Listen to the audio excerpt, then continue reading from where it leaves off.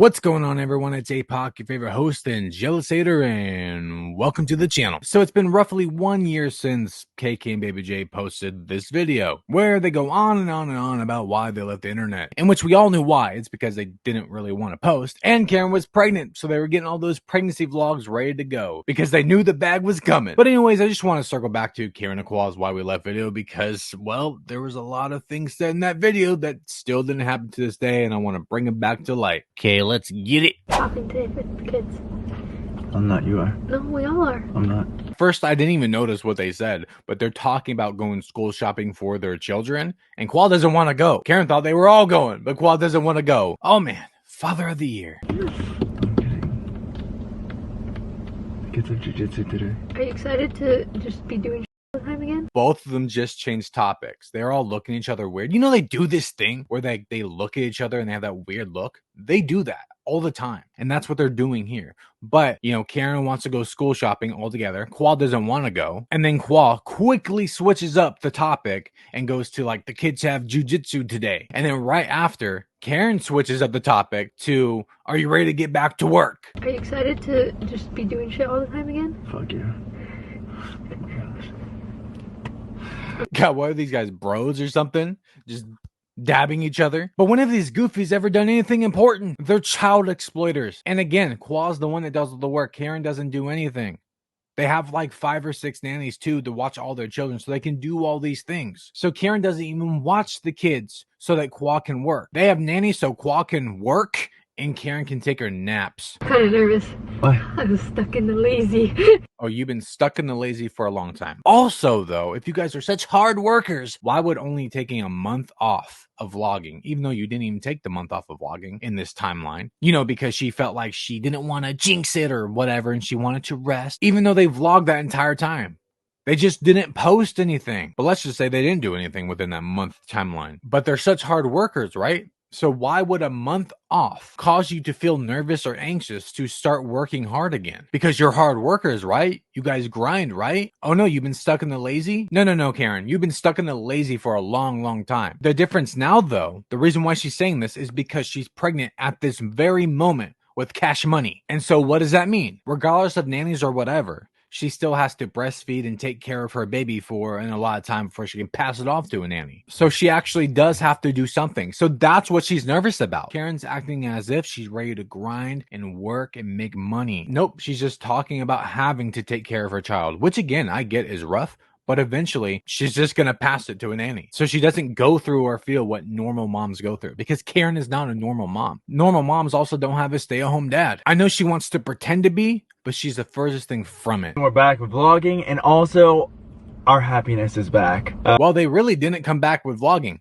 Which is good, man. I'd rather have these people not exploit their children, but it's not because they don't want to. It's just because nobody's watching them anymore. But one thing I could not stand throughout this whole thing, and we'll dive a little deeper when we get into that part, is when he mentions how unhappy he was and that he wasn't happy throughout his entire time. He said he had moments of being really happy, but most of the time he was really sad and depressed or whatever. But the problem is with that is that they document everything. So we have proof that he's a liar. Wait, and I say that... Peace of mind. Yes, I say that because you guys have probably been like, what? Like, we've been watching the vlogs and you guys have been happy this whole time. Yeah, they have been happy. Now, I'm not saying that they didn't have their stresses, but the stresses that they got were put on them. Notice how Keren says they had peace of mind. The peace of mind was because they had an investor get the lake house for them in his credit. They're actively being sued by that guy right now with stuff based around the lake house, but that was their fault. So the peace of mind she's talking about is because they were putting weight on their own shoulders that they couldn't even hold up. And they knew this and they still went through with it. And it wasn't because of safety. It wasn't because they felt unsafe. We've already debunked that a long time ago. It wasn't any of that. The only reason why they wanted the lake home was because they're greedy and materialistic and impulsive. And it bit them in the ass. And then when it does, they play victim. But even during all that time when they were unhappy and when they were broke apparently, because they're going to mention that later on, they were still buying so much shit. Khoa bought a $170,000 Porsche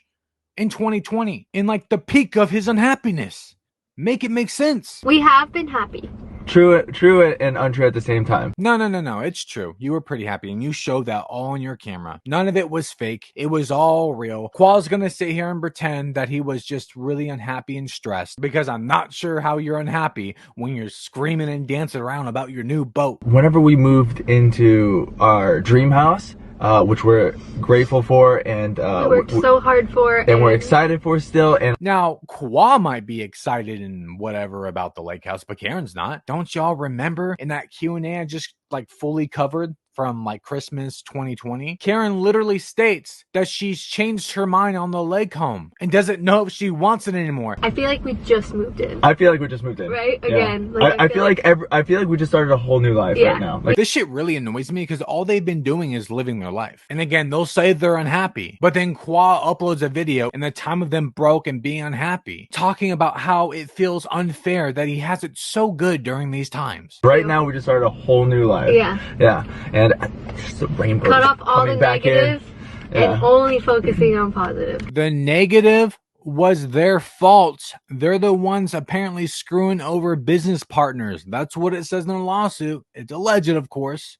I ain't trying to catch a case too. But all the negative vibes that she's talking about, and she wants to focus on the positive or whatever, again, is all their fault. If you guys were unhappy and broke during this whole time, why are you buying stuff that would put you in more debt? Why are you choosing to do that? All it's gonna do is make you more unhappy. I just love it though, because the entire time before this video, before like a year ago, they were screaming about how happy they were. They were talking all this mess about budgeting and being good with your money, blah, blah, blah. And then they upload this monstrosity where they admit they are none of those things. So, all right, so this all stems back. You guys are probably wondering, like, what are you talking about? Yeah, you guys were happy the entire time. Although we predicted this would happen. We knew this was happening. It was so obvious. And I want to apologize because we're going to be vague.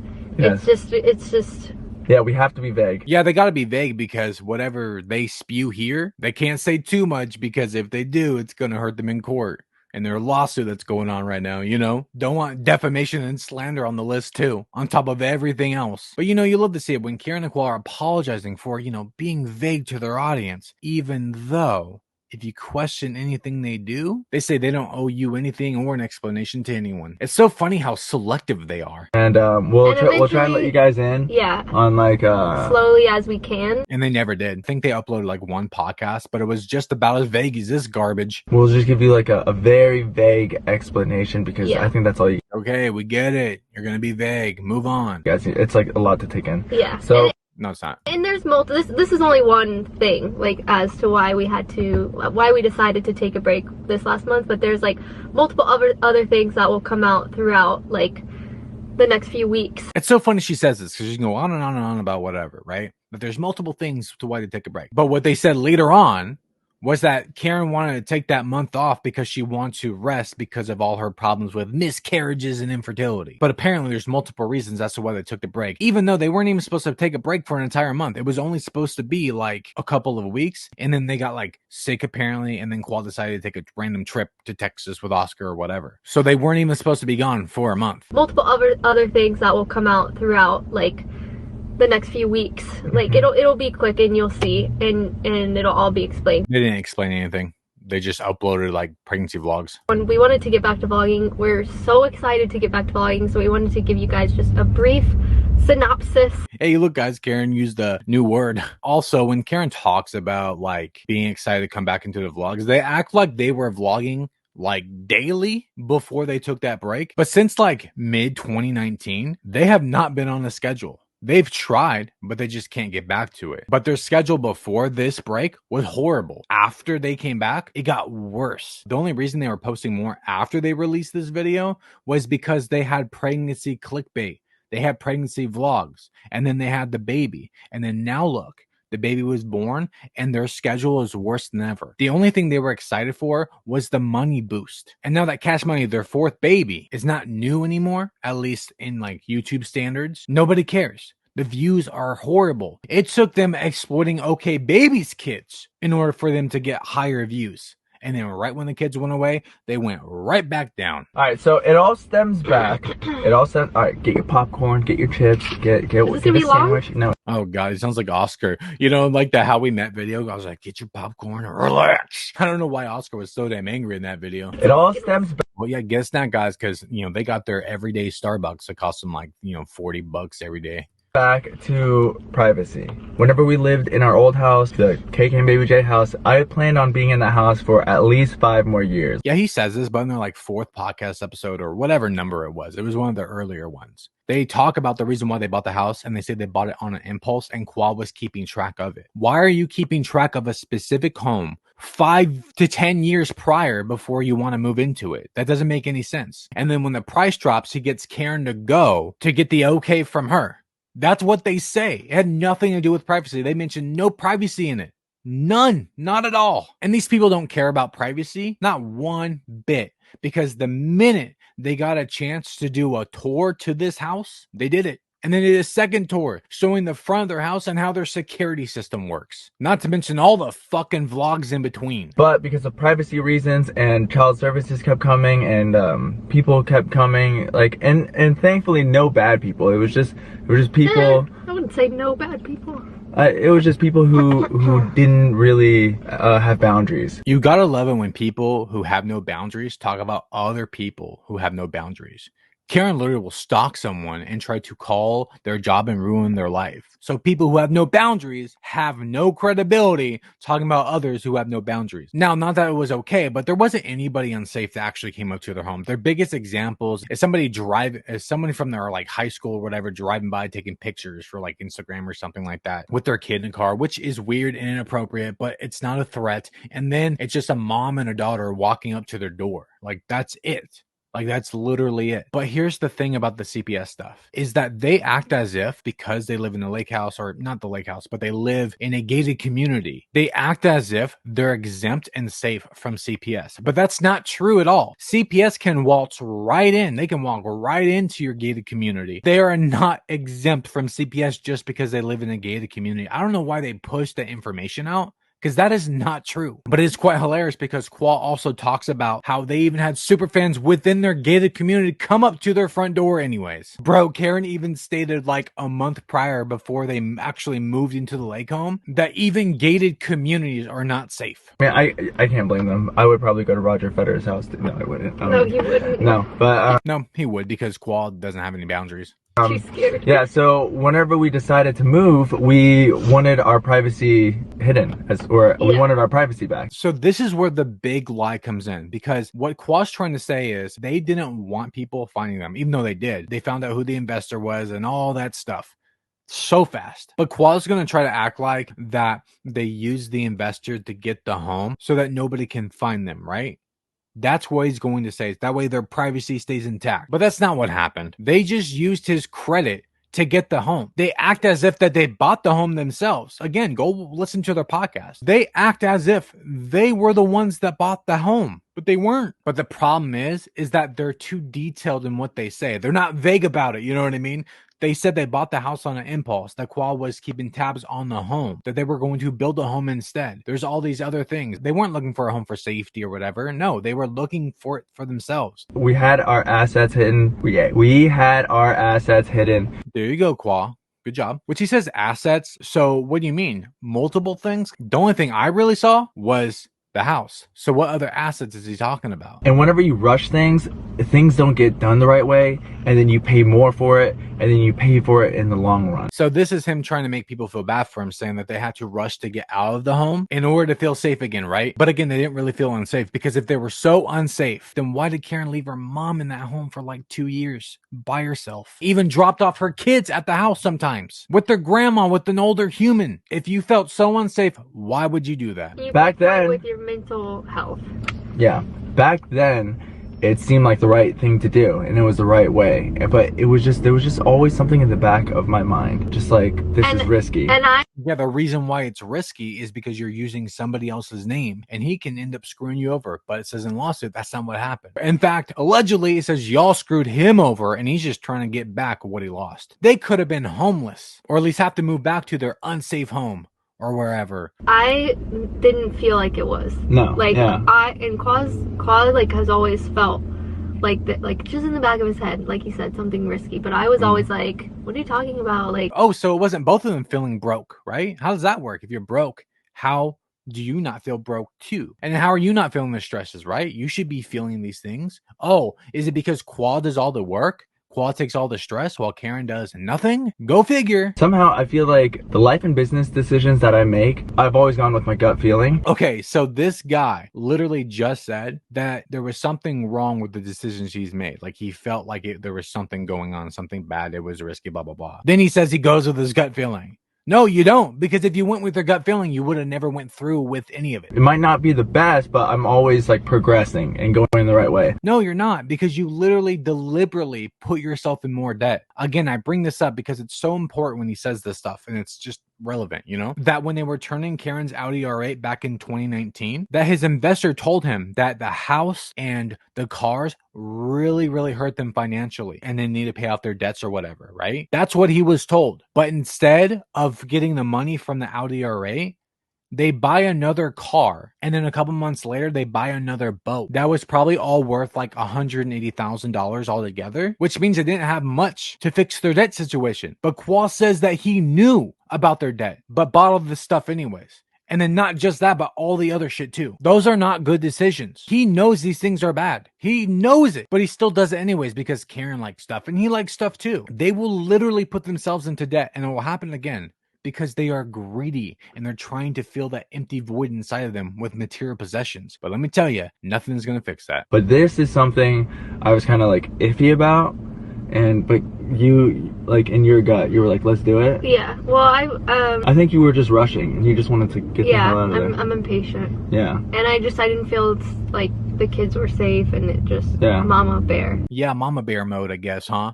That's why after their big privacy violation, they didn't pull their kids offline. Nope. Instead, they decided to like upload day in the life videos of their children and document everything else. But yeah, so that was always in the back of my mind. So whenever I read some comments like, hey, you've changed, you're not the same as you were before. See, here's the thing, guys, and I've said this before. Keren and Khoa didn't change. It took money to bring them true selves out. They couldn't express it before because they didn't have all this money. But when they got the money, this is who they are. All their dreams and aspirations are all based around material possessions. Having shiny and fast cars, boats, jet skis, big home, everything. That's always been their goals. What are their goals outside of that? Nothing. They just want more and more and more and more. And nothing is ever good enough for them because they'll always get bored of it or return it. And that's definitely one of Keren's flaws for sure. It's true. Yeah, usually like creators, when they see that, they're like, I don't care, like I haven't changed, I know who I am, that's all that matters. But like when we were seeing that, they literally did that. Keren uploaded a video called Finally Opening Up or whatever, where she says she didn't change. And we knew that we'd actually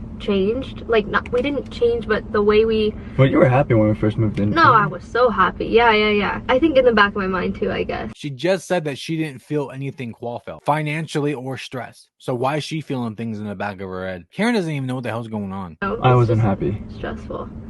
I feel like for like a week you were, and then it settled. Like I said, they do this thing that they did in the beginning of this video, and they do it everywhere else, where they look at each other in this weird way. I don't know what it is. Like they're trying to like feed off of each other or get confirmation of what they're saying. I don't know. Because like, I wasn't happy. He was literally happy. If he wasn't happy, he wouldn't have uploaded videos saying that he's happy. It's good to change and it's good to grow, but like the way that we changed was we kind of shut off a part that we used to share a lot. Yeah, they spewed this, right? In that same video, the Finally Open Up video, where Keren says the same thing. They just shut down all the amazingness or whatever she said, claiming that they stopped sharing everything. But then they upload a house tour. They upload stuff about their wedding. They upload all this stuff about their children. Keren shares her miscarriage and her miscarriages or whatever, the start of her infertility journey. They shared all this personal and deep stuff. They did day in the life videos of their children. She's lying. You know? I was worried. I was worried the entire time. We were worried about what we were saying and certain people that were listening, so we just kind of we put up a wall. That doesn't make any sense. A lot of behind the scene things that we had nothing to lose before. No, you had a lot to lose before. What are you talking about? And then all of a sudden we had everything to lose. Right. So Yeah, because you have all your dream stuff and your children. But you weren't worried about that when you had them. And I understand those things can happen, but still though, the first time it happened, you should have took precautions like taking your kids offline. But you know what? That money's just too good, isn't it? Oh, it just changed our mental state. Because our assets were not controlled by us. Yeah, it didn't change anything. If it changed your mental state, people would have said you changed in such a different way. And they try to manipulate and twist the situation, you know, to spin it towards their own narrative or whatever. But people weren't complaining about them not sharing as much because they were still sharing everything. It's just that they were showing more of themselves, being more materialistic and greedy and all this stuff. That's what people were talking about, and not uploading as much. It's not so much as sharing because they were still sharing the same things. Their content didn't change at all. They changed, at least to the viewer. And like I said, showing who they are more, their true colors, not pulling back from the vlogs. That's not what people were talking about. I was not as happy as I was before because, I don't know, it was just, I just knew that something was wrong. The entire like year and a half that we've been vlogging, I have been happy. Like there's times where I'm genuinely happy, but it wasn't like how it was before. Oh, before what? Before you bought all this stuff and put yourself in the debt? Try to use somebody else's name to get a home and you actually have to pay them through like contractual agreements that you broke, allegedly? Where every single day was a new day. Like going on an adventure with the kids or doing something. I love how they act like they actually did stuff with their children before any of this, but they didn't. They're homebodies. They stay home, which is like whatever. But still, though, they didn't do anything before all this. They just vlogged their day in their home. Just something exciting and just like something that I want to do every single day. Instead, I woke up every morning and I was like, there's something wrong. Yeah, that's why after their privacy violation, that's not when they stopped doing the everyday vlogs. No. That happened after they went off to their honeymoon and had their wedding and stuff, and they came back and they wanted their break. But what I'm saying is people didn't notice their change or them stop vlogging until after their honeymoon and until after they got the lake home. I've asked a lot of people when people think that Keren and Khoa have changed, and they say it's after they bought the lake home and moved in. You know why? Because they showed their true selves. When we made that mistake, we were working towards fixing it in the back of our mind every day. No, not at all. Because you kept buying stuff and got more debt. And it just took a toll, basically. Yeah. So a lot of you young people right now wondering like what assets are. Keep in mind that he has to clarify this because his audience is extremely young. And it's something that you want to protect. Something that you would like to keep forever. And yet you didn't do a damn thing to protect it, did you? For us, because of the privacy reasons, it was just like we did it the wrong way. It wasn't the privacy reasons. You have a podcast where you don't mention privacy at all. You just bought it on an impulse. Keren says you can't take her to a house, Khoa, and you're keeping tabs on it. But so that was in my mind. That was why I wasn't happy, because I think I've been traumatized from a young age, just like knowing where I'm gonna live and sleep. Oh, Khoa and his victimhood, man. Khoa never worried about where he was gonna sleep at night. Ever. First time you ever heard him said something like that. But he also states that he lived in a big home. He never worried about that. He's lying. The only time Khoa ever had to worry about where his head was going to sleep was when he decided to use somebody else's name and credit on his home, and it could be ripped away from him. But it didn't happen. It was like hypothetical. It never happened. But the only reason he ever had to worry about that was because of him. And that's only within the last few years.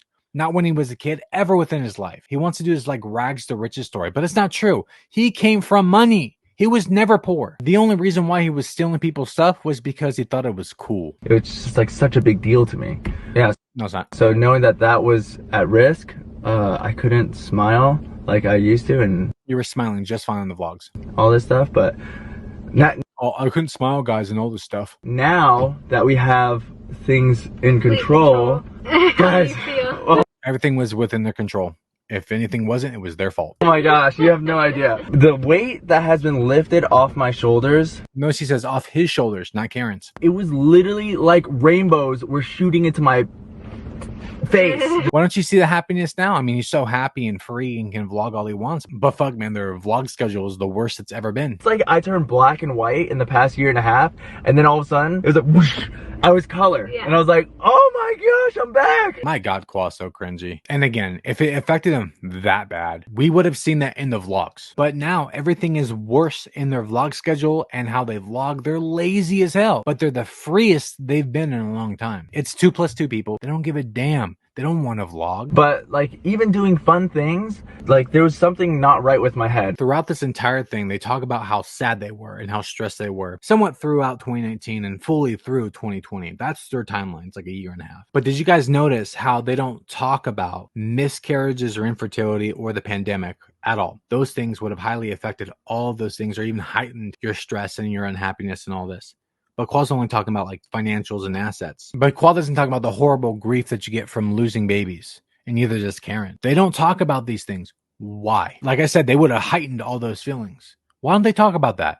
Oh, because guess what? It didn't happen. They're liars. This is just more proof that they lied about miscarriages and infertility. Their timeline here matches the exact timeline of Keren's infertility and miscarriages. The exact timeline. Why doesn't she mention it? Why doesn't he mention it? Because it didn't happen. Oh, and he's also questioning as to why they didn't travel within the last year and a half within this timeline as well, which is a year, which this was posted last year in like July 2021. So in a year and a half before that, question as to why they didn't travel that much. Fails to talk about the pandemic that literally did not allow them or anyone else to travel, for the most part anyways. Nope, don't talk about that either. Don't talk about something that affected the world on a huge global scale. Even though they like to play victim and they want to act as if the pandemic affected them whatsoever, it didn't affect them, and that's why they're not bringing it up as well. It's crazy that you guys could pick up on that, because I read a lot of comments, messages like, hey Khoa, like you're not the same, because it was true. That doesn't make any sense. You were happy in your videos. It's not crazy because they didn't pick up that you were like, oh, he's faking it. No, that's not what it was about. It was that your vlog schedule took a big hit and you weren't uploading very much. And then on top of that, you guys were bragging and showing off everything. That's what people were talking about. Not that you looked unhappy. No, because if you were actually unhappy, people wouldn't have been able to pick that up. They didn't see that though. You're making up shit. So I went on a trip with the boys to Austin, Texas, like after everything was fixed. I was just embracing the happiness, embracing the victory. And I was just like, just having fun with my friends. And I love this because since they moved into a lake house, you have seen so many of their friends come over and party and go on the jet skis and do all that party shit. And he had the best time. You can tell because it's all documented. Just like nothing worried in my head. Like I was worry free, and I hadn't felt like that in so long, and it felt so good. Yeah, the only reason why Khoa was worry free was because he knew that there was a baby on the way. You know, one that he gets to exploit right away. That's why I'm so excited to vlog and hang out with you guys again. And oh God, shut up with that hangout stuff. You're not hanging out with anybody, not unless you're doing like a live chat premiere. Whatever. You're not hanging out with them. Stop with that nonsense, man. I just can't stand it. But, you know, excited to vlog again, but their vlog schedule is worse than ever. It's gonna be new. It's nothing new. Their vlogs are the same. Either the kids are swimming or Keren's redecorating. New vlogs. I feel like they're gonna be more fun and exciting vlogs, because I feel like today is the first day of our lives in the new house. So funny he says that, because Keren in like April 2020 said that it doesn't feel like a home unless there's a new baby in it. So as in, they were just fine. They just wanted a new baby to make it feel like a home. Why would you say that if you were unhappy? Why would you try to have a baby if you're unhappy? It doesn't make sense. It's a fresh start, even though like it's just another day, you know? But to us, mentally, it's like a fresh start. And yet their channel is suffering. And it feels so good. It feels really good. So whenever I got back, we had plans to start new things and work on new things until we hit another roadblock. Let's note that he's talking about Kick-Ass. The roadblock is Daniel randomly leaving out of nowhere. But I feel like I have so much happiness right now, like nothing can take me down. It's not even you. But the reason why Khoa isn't just letting the stress get to him, it's not because he's just so happy nothing can bother him. It's because Khoa hated Kick-Ass. It was a money pit. He admits that he never liked it and that he's glad it's gone. So yeah, it's not gonna bother you. We had to do a lot of thinking over the past 2 days and just really like think about what I wanted and what we wanted to do moving forward. I love how they're being vague about Kick-Ass. I feel like I completely changed paths. Like 2 days ago we were on this other path and I was excited. I thought everything was gonna be cool, everything was gonna be good after this other thing was done, and it still felt off. So something randomly just fell off out of nowhere. They just both said that they were fine and they were gonna move on and thought everything was peachy. And then they hit a roadblock. But now Karen's saying that, oh no, something fell off. No. And so all actually adds up if you actually like break down the timeline. I'm not doing that here. Maybe I'll do it somewhere else. Around the time when they started posting again, Daniel left Kickass, and the other investor and the other co-owner or whatever of Kickass, Richard, who also owned their home at the time, he was off Kickass at that point too, which means all the brunt of the responsibility, because apparently Richard did so much for Kickass. That's what it says in the lawsuit. But now that he's gone, all that brunt of the responsibility will be on Daniel. Daniel probably was like, man, fuck this shit, because Karen's not going to do anything. Karen's lazy. Karen never went to Kickass. She says she only worked 1 day a week, and it was probably just for like a 20-minute, update meeting on the business. Oh, and to pick out colors or whatever. But Daniel bounced, man. That's what it was. So she didn't change paths in like 2 days. No, what happened was Daniel got the hell out of there, which was a smart move.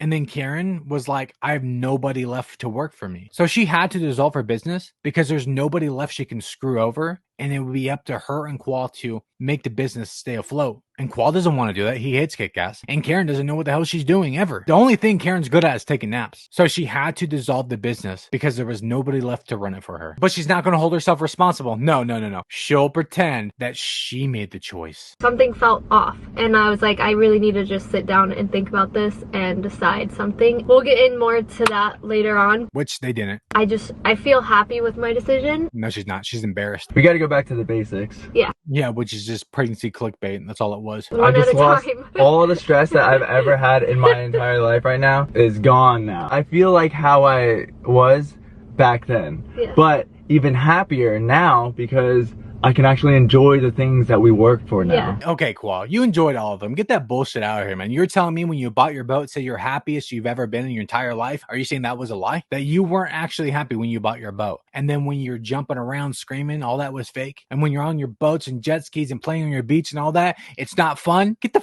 fuck out of here, man. Knowing that they're not, at risk or anything. They were at risk because of you. But that's basically it in a nutshell. I know it's very vague, and you guys don't like vague. I know. Oh, but you don't owe them anything, right? We're gonna go more into detail on the podcast. Yeah, we will. They actually go a lot more detail in the podcast, but maybe they shouldn't. They should really shut up because they just kind of like expose themselves hardcore on there. And we are excited to hang out with you guys again. We missed. Yeah, I feel like when I set this camera up, I was like, ooh. Like I don't even mean miss you guys. I know I'm starting a lot because I'm like so excited, but no, you're stuttering. I don't even miss you guys as in the past month that we've been absent. Miss you guys. I've missed you guys from a year and a half ago. Yeah, that's why within that timeline, every time he got some stuff, he was thanking his community. What is he talking about? Whenever I was still happy, I feel like I haven't been the same to you guys, and I understand if you guys weren't the same back to us, just because like we were not. We put up like a fake smile. Oh, so he admits that they were being fake on camera. Oh, he just proved everything I've been saying this entire time. But we are back, and this is a real smile. Give me some, guys. And I believe that when they uploaded this video and they said that they were going to post a video the next day, they didn't even do that. We plan on daily vlogging. Bro, they never went back to that, dude. Not once. After this video and throughout the whole year, up until this point, it's over a year now, they did not even get close back to daily vlogging. All right, guys, thank you so much for watching. We hope you enjoyed, and we'll see you tomorrow on our next daily vlog. Good night. Okay, we weren't recording. Yes, we were. Kidding. Oh man, Khoa's just so cute and quirky, isn't he? Anyways, all you jealous haters, to conclude this video, yeah, well, shocker, Keren and Khoa never got back to daily vlogging, which, hey, I'm glad. They're really cringy and their kids deserve a little privacy. Not that they actually give a damn about their privacy, because they sure in the hell don't. They would rather have money. They want to pretend that they took a step back and stopped sharing, but that's not what happened. They know why people said that they changed. They just don't want to admit it. They're just trying to spin their narrative and make it seem like it's just that they don't share. They've shared so much after that timeline. If they really weren't sharing, they would have pulled their kids offline. But let me know what you guys think down below, and I'll catch you guys on the next one. Okay, bye.